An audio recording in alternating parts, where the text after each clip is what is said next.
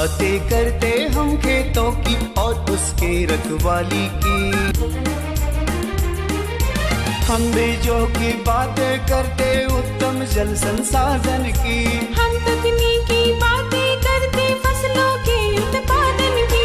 हर किसान का सपना सच हो जीवन सुखद बनाने को। गाँव-गाँव के हर आंगन का प्यारा सा ही दर्शन। कृषि दर्शन, कृषि दर्शन, कृषि दर्शन, कृषि दर्शन, कृषि दर्शन, कृषि दर्शन, कृषि दर्शन, कृषि दर्शन। किसान भाई बहन नमस्कार, जोहार। कृषि दर्शन कार्यक्रम में रोरमन का बहुत बहुत स्वागत है। किसान भाई बहन जैसे कि रोरमन जानिला कि हर हफ्ता हम रोरमन ले नवा जानकारी और बेस जानकारी लेके आविला। आज भी हम रोरमन ले नवा और बेस जानकारी लेके आई। किसान भाई बहन चलू अपन कार्यक्रम के आगे बढ़ा थी। कार्यक्रम के आगे बढ़ा कर आगे चलू हमरे देखा थी कृषि समाचार। नमस्कार, कृषि समाचार में आपका स्वागत है। मैं हूं अर्चना। आइए देखते हैं आज कृषि समाचार में क्या है खास। जोहार योजना 2023 देगा किसानों को खेती, मत्स्य पालन, पशुपालन इत्यादि का बेहतरीन प्रशिक्षण। उचित साफ सफाई द्वारा पशुओं को बचा सकते हैं थनैला रोग से। छोटे भूभाग में जुताई के लिए उत्तम है मिनी पावर बीडर।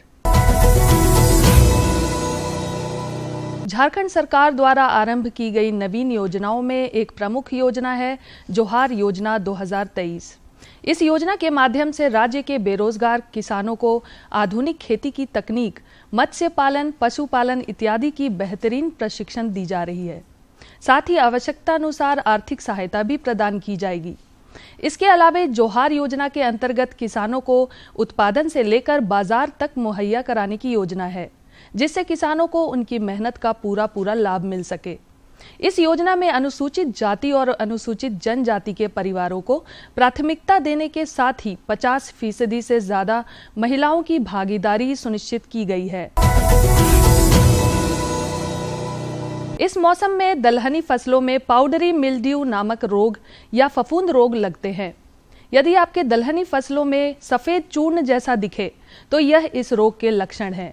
इस रोग के लग जाने की स्थिति में फसल की बढ़वार कम हो जाती है और उत्पादन प्रभावित होती है। घुलनशील सल्फेक्स 500 ग्राम प्रति एकड़ या रिडोमिल MZ नामक दवा के छिड़काव से पाउडरी मिल्ड्यू रोग की रोकथाम हो सकती है। स्वर्ण लालिमा, स्वर्ण नवीन, अर्का आभा और अर्का आलोक ये टमाटर के उन्नत प्रभेदों में अच्छे माने जाते हैं। टमाटर की फसल लगाने के इच्छुक किसान इन किस्मों को लगाकर लाभान्वित हो सकते हैं। ये किस्में गुणवत्ता युक्त और बेहतर उपज देने में सक्षम है। स्वर्ण लालिमा, स्वर्ण नवीन, अर्का आभा और अर्का आलोक ये सभी टमाटर के प्रभेद अच्छा उत्पादन देने में सक्षम है। ये प्रभेद वर्तमान समय में लगाने योग्य होते हैं। इनके बुआई के लिए 500 से 600 ग्राम बीज 1 हेक्टेयर भूमि के पर्याप्त होता है। सिंचाई, निकाई और आवश्यक उर्वरकों के प्रयोग कर इन प्रभेदों द्वारा प्रति हेक्टेयर टमाटर की 200 से 250 क्विंटल उपज प्राप्त की जा सकती है। दुधारू पशुओं के थन में एक प्रकार का रोग लगता है जिसे थनैला रोग कहा जाता है। थनैला रोग में थन में सूजन होना, दूध निकलने का रास्ता पतला होना, दूध में मवाद आना या दूध फटा हुआ आना इत्यादि इस बीमारी के लक्षण हैं। थनैला रोग के लग जाने की स्थिति में पशु की मौत तो नहीं होती, लेकिन वह अनुपयोगी हो जाता है, जिससे पशुपालकों को बहुत नुकसान होता है। कुछ बातों का ख्याल रखकर थनैला रोग से बचा जा सकता है, जैसे दूध दूहने के पहले हाथों का साफ कर ले, साफ बर्तन में दूध निकाले, दूध दूहने के बाद थन को पोटेशियम परमैंगनेट दवा के घोल से साफ कर दे। साथ ही थन में चोट ना लगे इस बात का ध्यान रखना चाहिए तथा साफ सफाई पर विशेष ध्यान देना चाहिए। छोटे खेत, बागीचों या कम भूभाग में जुताई करना हो तो इसके लिए बहुत ही उपयोगी कृषि उपकरण है मिनी पावर बीडर। मोटर चालित यह मिनी पावर बीडर बहुत ही कम समय में खेत को बुआई के लिए तैयार कर देता है। इस उपकरण को मिनी पावर बीडर कहते हैं। ट्रॉली नुमा दिखने वाला यह उपकरण छोटे खेतों एवं बागीचों में जुताई करने के काम आता है। किसान इस उपकरण की सहायता से खेत के जुताई कार्य को आसानी से कम समय में खत्म कर सकते हैं। और अब एक नजर राज्य के कुछ प्रमुख शहरों के मौसम के मिजाज पर। आज राज्य के कुछ प्रमुख शहरों के तापमान इस प्रकार दर्ज किए गए। रांची अधिकतम 25 डिग्री सेल्सियस, न्यूनतम 13 डिग्री सेल्सियस। देवघर अधिकतम 31 डिग्री सेल्सियस, न्यूनतम 17 डिग्री सेल्सियस। जमशेदपुर अधिकतम 30 डिग्री सेल्सियस, न्यूनतम 17 डिग्री सेल्सियस। मेदिनीनगर अधिकतम 28 डिग्री सेल्सियस, न्यूनतम 14 डिग्री सेल्सियस। धनबाद अधिकतम 29 डिग्री सेल्सियस, न्यूनतम 17 डिग्री सेल्सियस। कृषि समाचार में आज इतना ही। कोरोना गाइडलाइन जैसे मास्क लगाना, साफ सफाई रखना, उचित दूरी का पालन करना इत्यादि का पालन करें। संक्रमण से बचते हुए करें कृषि कार्य। अपने और अपने परिवार के लोगों को टीका अवश्य लगवाएं। अगले अंक में फिर मुलाकात होगी कुछ ताजा तरीन खबरों के साथ। तब तक के लिए दीजिए इजाजत। नमस्कार, जोहार। किसान भाई बहन मन, कृषि समाचार में रोरमन तकनीक कर बारे में, उपकरण कर बारे में, मौसम कर हाल कर बारे में, मंडी भाव कर बारे में और कृषि संबंधी नवा जानकारी मिलत। एखन बेरा हो जाए एक छोटा सा विराम के। हम विराम के बाद घूरी के आवा थी और रोरमन की जानकारी देवा थी।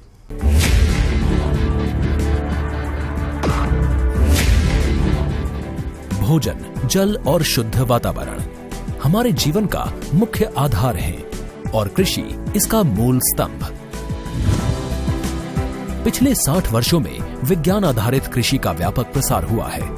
साथ ही कृत्रिम संसाधनों के बढ़ते प्रयोग से कृषि की सतत क्षमता पर चिंताएं बढ़ी हैं। प्रधानमंत्री श्री नरेंद्र मोदी जी के दूरदर्शी नेतृत्व के अंतर्गत रसायन मुक्त जैविक खेती एक महत्वपूर्ण प्रयास है। रसायन मुक्त जैविक खेती को बढ़ावा देने के लिए 5 वर्ष पूर्व सरकार ने परंपरागत कृषि विकास योजना तथा उत्तर पूर्व भारत में जैविक मूल्य श्रृंखला योजनाएं आरंभ की। ऑर्गेनिक फार्मिंग को देश भर में बढ़ावा देने के लिए सरकार अनेक प्रयास कर रही है। इसके लिए परंपरागत कृषि विकास योजना के तहत काम किया जा रहा है। न सिर्फ ऑर्गेनिक फार्मिंग को बल दिया जा रहा है, बल्कि उसके लिए वैल्यू एडिशन और मार्केट की व्यवस्था भी की जा रही है। भारत सरकार एवं किसानों के सम्मिलित प्रयासों से आज देश के लगभग 36 लाख किसान 38 लाख हेक्टेयर क्षेत्र में जैविक खेती कर रहे हैं। इसके अतिरिक्त हमारे देश के अनेक ऐसे क्षेत्र हैं जहां आज भी पारंपरिक जैविक खेती हो रही है। इन पारंपरिक जैविक क्षेत्रों को जैविक प्रमाणीकरण सुलभ कराने हेतु पीजीएस के अंतर्गत लार्ज एरिया सर्टिफिकेट का प्रावधान किया गया है। इस प्रक्रिया की विशिष्टता ये है कि इसमें प्रमाणीकरण मात्र 2 से 3 महीनों में हो जाता है, जबकि सामान्य परिस्थितियों में इसमें 2 से 3 वर्ष का समय लगता है। अंडमान निकोबार केंद्र शासित प्रदेश के कार निकोबार एवं नैन काउरी द्वीप समूह देश के सर्वप्रथम ऐसे प्रमाणीकृत जैविक क्षेत्र हैं। अभी हाल ही में संपूर्ण लक्षद्वीप को जैविक खेती के रूप में प्रमाणित किया गया है। वर्ष 2016 में सिक्किम राज्य पूर्ण जैविक कृषि राज्य के रूप में प्रमाणित हो चुका है। सुदूर उत्तर में हिमालय श्रृंखला के बीच स्थित लद्दाख ने भी पूर्ण जैविक के लक्ष्य की ओर बढ़ना शुरू कर दिया है। जैविक उत्पादों को बाजार सुलभ कराने तथा किसानों की उपभोक्ताओं तक पहुंच बनाने के लिए एक समर्पित जैविक खेती पोर्टल भी बनाया गया है। जैविक खेती पोर्टल के जानकारी मंच और विपणन मंच के माध्यम से किसानों को उच्च गुणवत्ता उत्पादन तथा बाजार उपलब्ध कराया जा रहा है। आशा है देश के सभी राज्य अपने जैविक क्षेत्रों का विस्तार करेंगे और देश में जैविक कृषि क्रांति को मजबूत करने में योगदान देंगे।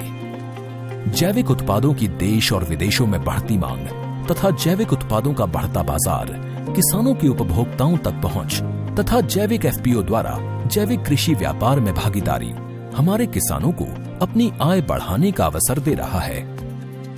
पिछले 5 वर्षों में जैविक कृषि उत्पादों का निर्यात दोगुने से अधिक बढ़कर 7,000 करोड़ रुपए से अधिक का हो गया है और इसमें प्रतिवर्ष 20% से अधिक की वृद्धि हो रही है। उम्मीद है पारंपरिक क्षेत्र के किसान भी इस बढ़ते बाजार से लाभान्वित होंगे और जैविक कृषि आंदोलन को आगे बढ़ाएंगे। किसानों की मुस्कान समृद्ध हिंदुस्तान की है पहचान।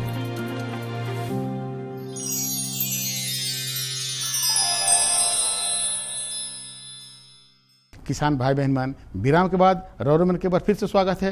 तो चलू अपन कार्यक्रम के आगे बढ़ा थी जानकारी की ओर। आज के जो जानकारी है कि तिलहनी फसल में रोग व कीट प्रबंधन कर बारे में। जे किसान भाई बहन मन तिलहनी फसल करे ना, उमन जाने ना कि उमन के कीट और रोग से कितने नुकसान होएला। अगर रौरमन के इन नुकसान से बचे के है तो चलू रौरमन की जानकारी दिवाती फीचर कर माध्यम से इके देखू और सुरक्षित रहू। रबी फसलों में मुख्य रूप से तिलहन और सरसों की खेती में कीटों और रोगों के प्रकोप हावी होने लगते हैं। इससे अगर समय रहते बचाव ना किया जाए तो फसलों को नुकसान पहुंचाता है। कृषि जानकार कहते हैं कि माहू कीट इस वक्त सबसे अधिक तिलहन फसलों को नुकसान पहुंचाते हैं। तिलहन फसलों में मुख्यतः जिन कीटों या रोगों का प्रकोप होता है उनके नियंत्रण के लिए किसान भाई बहुत ज्यादा गंभीरता से काम करें तो इस पर विजय पाया जा सकता है। रबी फसलों में आप हमारे इस क्षेत्र में मुख्य रूप से जो फसलें उगाई जाती हैं तिलहनी के रूप में, वो हैं तोरिया और राई हैं एक, दूसरे हमारे यहाँ कुसुम उगाया जाता है और तीसरी तीसी उगाई जाती है। हमारे यहाँ जो प्रमुख जो झारखंड की फसल है तोरी राई, इसमें जो कीट लगता है वो कीट है उस तोरी राई में भी और कुसुम में, वो है लाही। लाही को नियंत्रित करने किसान भाई बहनों, आपके पास यदि साधन है तो ठीक है, साधन यदि नहीं है तो किसी भी स्प्रेयर से आप यदि पानी भी स्प्रे कर देंगे प्रेशर के अंदर तो 60 से 70% लाही ऐसे ही खत्म हो जाएंगे। ये आपको सेम वगैरह में भी लगते हैं, उसमें भी आप इस तरह कर सकते हैं। लेकिन आप इससे अगर 100% निजात चाहते हैं तो आपको इमिडाक्लोप्रिड नाम की दवा 1 लीटर पानी में 1 ml घोल करके और पूरे फसल पर छिड़काव करना होगा, तो लाही आपका समूल नष्ट हो जाएगा, चाहे तोरी राई हो या कुसुम हो। तीसी में गौलमीज इस क्षेत्र में लगता है। गौलमीज के नियंत्रण के लिए भी आप जो है सो अपने क्षेत्र में यही दवा का प्रयोग कर सकते हैं। अब इनके ऊपर लगने वाले रोग की बात, तो देखिए तीसी में रोग लगता है उकठा रोग। तो उकठा रोग एक ऐसा रोग है जिसका कि कोई रासायनिक उपचार संभव नहीं है। इसके लिए आप जो रोग रोधी किस्में हैं जैसे कि दिव्या है, प्रियम है, हमारे क्षेत्र के लिए झारखंड का अनुशंसित, इनका अगर बुआई करते हैं आप तो उकठा रोग उसमें कम से कम लगेगा या नहीं लगेगा। दीमक सभी तरह के तिलहन फसलों के पौधों में इसका प्रभाव देखने को मिलता है। बीजों के अंकुरन और फसल के पकने के दौरान इसका प्रभाव अधिक दिखने को मिलने के कारण इस पर अगर समय रहते काम ना किया जाए तो नुकसान पहुंच सकता है। जानकार कहते हैं कि इसकी रोकथाम के लिए विवेरिया बेसियाना दवा की उचित मात्रा को गोबर में मिलाकर लगभग 8 से 10 दिन बाद खेत में डालने से फायदा होता है। नीम की खली की उचित मात्रा को खेतों में छिड़कर उसे मिट्टी में मिला देना चाहिए। तोरी राई में कुछ जो रोग हैं वो जैसे कि सफ़ेद कीट है, सफ़ेद हरदा। सफ़ेद हरदा के लिए आप इंडोफिल M45 नाम की दवा 1 लीटर पानी में और 2 से 2.5 ग्राम घोल करके आप छिड़काव करेंगे फसल पर, तो आपको इससे निजात मिल जाएगा। ये आपको दिखाई देगा कि तना पर या पत्ता पर कुछ उभरा हुआ स्ट्रक्चर रहता है जो कि बाद में फट जाता है, उसमें से विषाणु निकल करके जीवाणु और वो बाहर में छितराते हैं और वो आपको दिखाई दे कुछ पाउडर टाइप का है। दूसरा रोग इसमें मुख्य रूप से लगता है वो है आपको पत्र लांछन। पत्र लांछन पूरे देखिए कि पत्ती पर जो है सो लग गया है, धब्बा धब्बा हो गया है और इसका बाहरी किनारा जो होगा थोड़ा सा भीगा भीगा टाइप का आपका फील करेगा। उसके लिए भी आपको सेम दवाई यही इंडोफिल M45 नाम की दवा आपको स्प्रे करनी है। तीसरा रोग है हरदा। हरदा रोग के लिए भी आपको सेम यही इंडोफिल M45 नाम की, यानी कि राई सरसों में रोग प्रबंधन के लिए इंडोफिल M45 का आपको स्प्रे करना है। आरा मक्खी की जहां तक बात है तो इसका प्रभाव सरसों, लाही और पीली सरसों में देखने को मिलती है। इस रोग के कीट का लार्वा पौधे की पत्तियों को खाकर उन्हें नष्ट कर देता है, जिससे पौधों की पत्तियों में बड़े बड़े छिद्र दिखने लगते हैं। रोग बढ़ने पर सभी पौधों की पत्तियों में छिद्र दिखाई देते हैं, जिससे प्रकाश संश्लेषण की क्रिया बंद होने लगती है। इसकी रोकथाम के लिए कई तरह के रसायन आते हैं जिसका छिड़काव करने से फायदा पहुंचता है। खरीफ फसलों में बात करें तो हमारे क्षेत्र के लिए मुख्य जो फसल है वो फसल है मूंगफली। मूंगफली में कीट तो नहीं, रोग का ज़्यादा प्रकोप होता है, खासकर टिक्का डिजीज, टिक्का रोग और के लिए भी आपको यही इंडोफिलेम 45 नाम की दवा का आपको 0.2% घोल करके आपको छिड़काव करना है। और इसके सिवाय में आप जो मूंगफली की बुआई करते हैं, बुआई करने के पहले बीज को 0.2% वीटावैक्स उपचारित करके बोएं और बाद में जब फसल आ जाए तो फसल पर आप जो है सो स्टेप्टोसाइक्लिन 0.01% घोल का स्प्रे करेंगे तो आपका वो मूंगफली इस तरह से आपको दोनों रोग से निजात मूंगफली का मिल जाता है। सोयाबीन में आते हैं, वो भी एक फसल है हमारा खरीफ का अच्छा खासा, कम उगाया जाता है लेकिन बहुत क्षेत्रों में अब धीरे धीरे इसकी भी एरिया बढ़ रही है। तो इसमें भी आपको जो रोग आपको लग रहे हैं सरसों में वही रोग यहाँ भी लगते हैं, तो उसके लिए इमिडाक्लोप्रिड इंडोफिलेम 45 नाम की दवा 0.2% घोल करके आप छिड़काव कर दीजिए, आपको निजात मिल जाता है। प्राकृतिक तरीके से नियंत्रण के लिए शुरुआत में खेतों की गहरी जुताई कर खेत को धूप लगने के लिए खुला छोड़ देना चाहिए। पत्ती सुरंगक कीट भी बहुत ज्यादा तिलहनी फसलों को नुकसान पहुंचाते हैं। इस रोग का प्रभाव पौधों की पत्तियों पर देखने को मिलता है। इस रोग के कीट पौधों की पत्तियों के अंदर के हरे भाग को खा जाते हैं, जिससे पौधे की पत्तियों में सफेद पारदर्शी सुरंगनुमा नालियां बन जाती हैं। इस रोग की रोकथाम के लिए जानकार बताते हैं कि जब भी आपको पौधों पर रोग दिखाई देने लगे उसके तुरंत बाद मोनोक्रोटोफॉस 36% SL की 500 मिलीलीटर मात्रा को 600 से 700 लीटर पानी में मिलाकर पौधों पर छिड़क दें।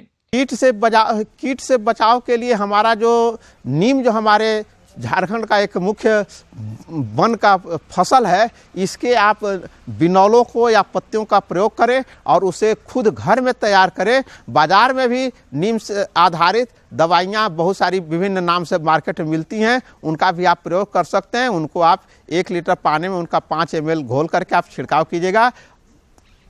कीट 100% तो नहीं, लेकिन आपको 80 से 90% हर कीट जो है सो कोई फसल में आप जाइएगा तिलहनी का आपको निजात मिलेगा।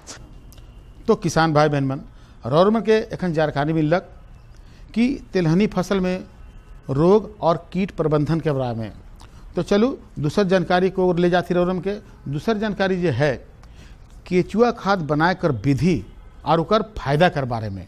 ये तो हर किसान भाई बहन मन के जानना बहुत जरूरी है कि केचुआ खाद बनाए कर का उपाय है और एक विधि का है और एक का फायदा है, कि जानना बहुत ज़रूरी है।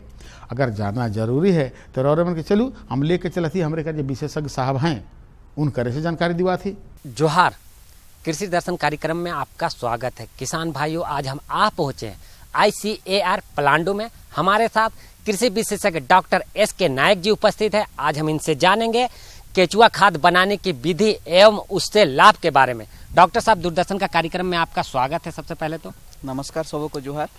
डॉक्टर साहब, हमारे किसान भाइयों आज आपसे ये जानना चाहते हैं कि केचुआ खाद बनाने की विधि और उससे होने वाले लाभ के बारे में। हाँ, किसान भाई, जैसे आप लोगों के पास जो होता है खरपतवार या फसल का जो अवशेष है, हम उससे एक बहुत ही अच्छा खाद बना सकते हैं। वो जो है केचुआ खाद है।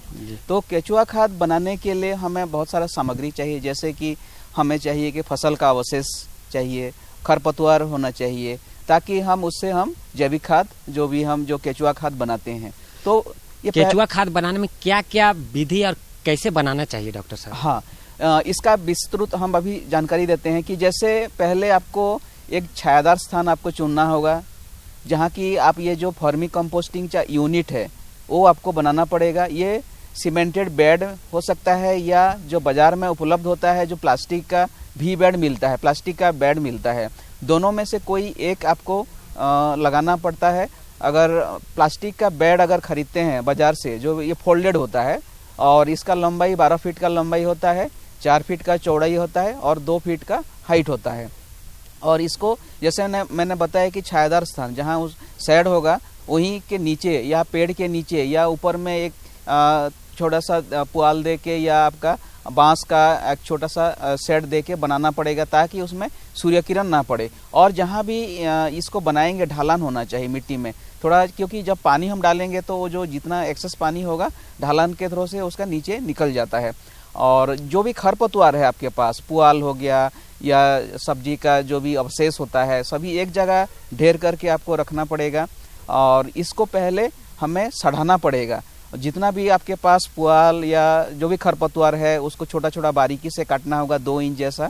उसके बाद उसमें गोबर और पानी, मतलब गोबर 2 kg है तो उसमें 4 लीटर पानी आपको मिला के एक घोल बनाना होगा। और घोल जैसे बनेगा और जो भी खरपतवार होगा जो ढेर करके छायादार स्थान में जो रखे हैं उसके ऊपर उसको डाल दीजिए और उसको अच्छे से मिला दीजिए। जैसे ये अच्छे से मिला देंगे और ये पहला 20 दिन जितना होगा उसमें गर्मी बहुत ज़्यादा होता है, क्योंकि जो विघटन होता है उस टाइम में उसका टेम्परेचर काफ़ी ज़्यादा बढ़ जाता है, 50 डिग्री सेंटीग्रेड के आसपास होता है। और जैसे 20-25 दिन हो जाने के बाद जब विघटन होता है तब फिर इसका जो टेम्परेचर है 30 डिग्री के आसपास हो जाता है। उसके बाद हम उसको फिर हमारा जो भर्मी बेड है, जैसे प्लास्टिक का बेड है या आपका सीमेंटेड वाला जो बेड है, उसमें उसको आपको डाल के रखना है। अगर सीमेंट का जो बेड बनाना जैसे बनाएंगे तो उसका भी आपका लंबाई जो है ना 12 फीट का लंबाई या 4 फीट का चौड़ाई, और जो हाइट है वो ज़्यादा बहुत ही महत्वपूर्ण है। वो हाइट 2 से 2.5 फीट होना चाहिए, उससे ज़्यादा नहीं होना चाहिए। अगर ज़्यादा अगर हाइट हो जाता है भर्मी बेड का तब फिर उसमें वायु चलाचल नहीं होता है और हमारा ये जो जैविक जो केचुआ खाद नहीं बन पाता है। तो जैसे कि मैंने बताया, जैसे 25 दिन हो जाने के बाद जो खरपतवार जो आपको गला रहे हैं, 25 दिन हो जाने के बाद उसी को फिर हम भर्मी बेड, जो हमारे जो प्लास्टिक का भर्मी बेड है या सीमेंट का जो भी भर्मी बेड परमानेंट स्ट्रक्चर है, उसी के ऊपर उसी के अंदर हम इसको भर देते हैं। और ये जैसे भरने के बाद जो केचुआ हमें डालना पड़ता है, वो केचुआ हमारा जो है उसका नाम है आइसिनिया केचुआ। वो देखने में लाल होता है और ये केचुआ इसके ऊपर जैसे मैं बताया 12 फीट का अगर है, 12 फीट का लंबाई, 4 फीट का चौड़ाई और 2.5 फीट का उसका जो हाइट है, उसमें करीब 5 से 10 kg हमें उसमें केचुआ डालना पड़ेगा। जो केचुआ जो है उस लाल कलर के होते हैं और आइसिनिया उसका नाम है। और जब डालेंगे तो हाथ में चारों तरफ से उसको अच्छे से उसमें डाल दीजिए, मिला के चारों तरफ ऊपर में ही डाल दीजिए। डालने के बाद फिर उसको भीगा हुआ जो जूट का जो बोरा होगा आपके पास, किसान भाइयों, आपके पास जो बोरा को पानी में अच्छे से भिगा दीजिए, फिर निचोड़ दीजिए। फिर उसके बाद उसके ऊपर चारों तरफ उसके ऊपर ही कवर कर दीजिए। जो भर्मी बेड में जो आप खरपतवार डाले हैं, उसके बाद जो केचुआ डाले हैं, उसके ऊपर में ये बोरा कवर कर दीजिए ताकि हमारा वो सही नमी रहे। और हर हफ्ते आपको पानी डालना पड़ता है। और नमी पहचान करने के लिए एक मुट्ठी वो जो खरपतवार है उसको एक मुट्ठी हाथ में ले लीजिए और निचोड़ के देखिए। जब निचोड़ के देखेंगे कि अगर पानी निकल जाता है एक ड्रॉप जैसा तो पानी सही है। अगर पानी नहीं निकल रहा है, अगर निचोड़ेंगे, अगर पानी अगर एक ड्रॉप भी अगर नहीं आता है तो फिर आपको पानी डालना पड़ता है। और ऐसे में देखा जाता है कि करीब जैसे गर्मी महीना है या ऐसे विंटर के पीरियड में, जैसे ठंडे मौसम में हफ्ते में 2 या 3 बार पानी ज़रूरत पड़ता है। और जैसे बरसात के समय हो सकता है 15 दिन में भी 1 बार ज़रूरत पड़ेगा। तो ऐसे आपको नमी देख के ही पानी डालना होगा। और जो भी एक्सेस पानी होता है, जैसे मैं बता रहा था, जैसे आप इसको फिक्स किए होंगे ढालान के हिसाब से फिक्स किए होंगे, जो भी पानी एक्सेस होता है वो आपको वो नीचे होल होता है। जो वर्मी कंपोस्ट का जो बेड है, प्लास्टिक का जो भी बेड होता है, वो जाली होता है नीचे की तरफ, एक होल होता है, जैसे पानी टंकी का जैसे आपका होल होता है नीचे की तरफ, तो उसमें भी ऐसे होल होता है और जाली युक्त होता है और उससे पानी निकल जाता है। और उस पानी को हमें घड़ा में स्टोर करके रखना चाहिए, क्योंकि वो जो पानी निकलेगा वो तरल जैविक खाद है, वो भर्मी वाश बोलते हैं। और वो सीमेंटेड वाला जो रहता है केचुआ पालने वाला, जो सीमेंटेड जो आप बता रहे थे, तो उसका पानी कैसे निकलेगा? हाँ जी, जैसे सीमेंट का अगर टंकी है तो सीमेंट टंकी जब बनाने के समय में भी आपको नीचे होल देना पड़ेगा। और होल देने से पहले वहाँ एक जाली दे देना पड़ेगा ताकि उसमें केचुआ भी ना चला जाए। और जाली जब देंगे तो फिर उसी जाली के अंदर से ही पानी निकल जाएगा। और जो पानी निकलेगा उसको हम एक घड़ा में उसको स्टोर करके रखेंगे। और जो ये निकलेगा, जैसे मैं बता रहा था कि भर्मी वाश है और ये तरल जैविक खाद है और इसमें काफ़ी सारा घुलनशील पोषक तत्व होते हैं। और जैसे मैं बता रहा था कि जैसे आप हर हफ्ते या हो सकता है 15 दिन में 1 बार पानी डालेंगे, तब ये आप देखेंगे ऐसे कंटिन्यूस करते जाएंगे, करीब 3 महीने के बाद 3 महीने के बाद जो है केचुआ खाद ये बन जाता है। और उसका बनने का जो पहचान है, जैसे चाय पत्ती जैसे बोरा हटा के देखेंगे, जूट का बोरा हटा के देखेंगे तो ऊपर में चाय पत्ती जैसा भूरे भूरे आपको दिखने में लगता है। तो उस समय आप पानी देना बंद कर देना पड़ेगा और धीरे धीरे आपको पार्ट बाय पार्ट उसको उठा के लेके चलनी से, जो बालू वाला चलनी होता है उसमें चलाना पड़ेगा। और जब चलाएंगे तो नीचे वर्मी कंपोस्ट, हमारा जो भी जैविक जो खाद है वर्मी कंपोस्ट निकल जाएगा। ऊपर में बहुत सारे बच्चा केचुआ निकलेंगे और उसी बच्चा केचुआ को हम फिर बचा के रखना है घड़े में। एक गोबर खाद डाल के उस बच्चा केचुआ फिर बच जाएगा। तो फिर जैसे पूरा खाली हो जाता है ये वर्मी बेड, फिर हम उसमें खरपतवार वही वाला जो 20-25 दिन सड़ा हुआ गोबर खरपतवार डालेंगे, फिर हमारा जो केचुआ उसमें डालेंगे। तो उसी हिसाब से हम ये प्रोसेस को कंटिन्यूअस चलता रहेगा। और साल में 4 बार आप एक ही जो साइज है उसमें 4 बार कर सकते हैं। और अगर रिकवरी की बात करते हैं, मतलब कितना डालने से कितना % रिकवरी होगा, ये करीब 25 से 30% तक आपका रिकवरी होता है। अगर 100 kg डालते हैं तो 25 kg उसमें वर्मी कंपोस्ट निकलता है। तो देखो आज के दुइयो जानकारी दिली रौरन के बहुत सुंदर दिली और रौरन के बेस लायक होगा है नहीं। तो किसान भाई मेहमान, अगर रौरमन की ऐसी जानकारी चाहिए या हमरे से कोई जानकारी चाहिए या रौरमन को कोई जानकारी देवे के है तो पता के तो लिखे पड़ी भाई, पता लिखो। पता है कार्यक्रम कृषि दर्शन द्वारा केंद्र निदेशक दूरदर्शन केंद्र रातू रोड रांची और पिन कोड संख्या है 834001। तो रौरमन आज इजाजत दो मगर यह दिना और यह बेरा नवा जानकारी साथ और उपस्थित हो। तब तक रौरमन मनोज वर्मा की इजाजत दो। नमस्कार, जोहार। हम बीजों की बातें करते उत्तम जल संसाधन की, हम तकनीकी बातें करते फसलों के उत्पादन की। हर किसान का सपना सच हो जीवन सुखद बनाने को, गाँव-गाँव के हर आंगन का प्यारा सा ही दर्शन। कृषि दर्शन, कृषि दर्शन, कृषि दर्शन, कृषि दर्शन, कृषि दर्शन, कृषि दर्शन, कृषि दर्शन, कृषि दर्शन।